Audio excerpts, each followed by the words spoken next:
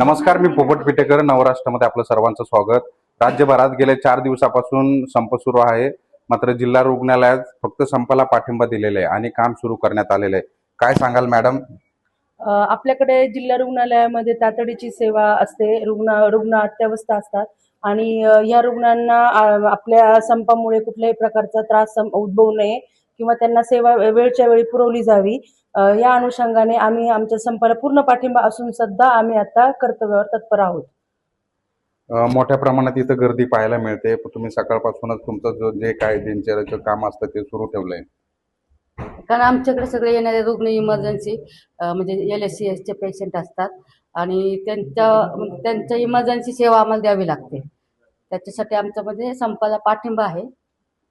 काय सांगाल मॅडम तुम्ही?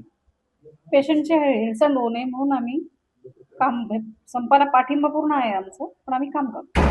गेल्या 4 दिवसापासून महाराष्ट्रभरात हा संप सुरू आहे. अनेक ठिकाणी काम बंद देखील ठेवण्यात आलेलं आहे, पण अहिल्यानगर जिल्हा रुग्णालयात तुम्ही फक्त पाठिंबा दिलाय आणि तुमचं काम सुरू ठेवलंय.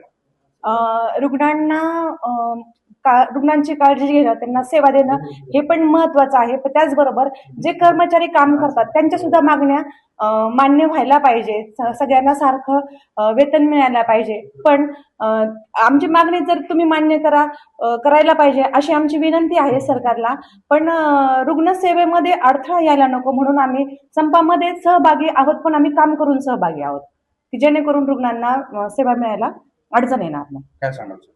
तेच आहे. आमच्या मागण्या अशा आहे की निवृत्ती वेतन जे आमचं सध्या मिळतं त्याच्यामध्ये आणि आधीचे जे होते त्यांच्यामध्ये खूप फरक आहे. आणि जे आता आम्हाला जे मिळणार आहे टक्केवारी 40%, 60%, त्याच्यामध्ये पण ते मिळत नाही. आता काही दिवसापूर्वी ना 2007 नंतर 5 नंतर जे पेन्शनर जे होते ते रिटायर झालेले, तर त्यांना अजूनही त्यांची जी 40% जी अमाऊंट आहे ती मिळालेली नाही आहे. तर मग हे पेन्शन आहे ना आम्हाला पूर्ण लागू करावं ह्यांची आमच्या मागण्या आहेत. विविध मागण्या तात्काळ मागण्या करण्यात याव्या अशी मागणी या जिल्हा रुग्णालयातील कर्मचाऱ्यांनी केली आहे. पोपट पिटेकर, अहिल्यानगर.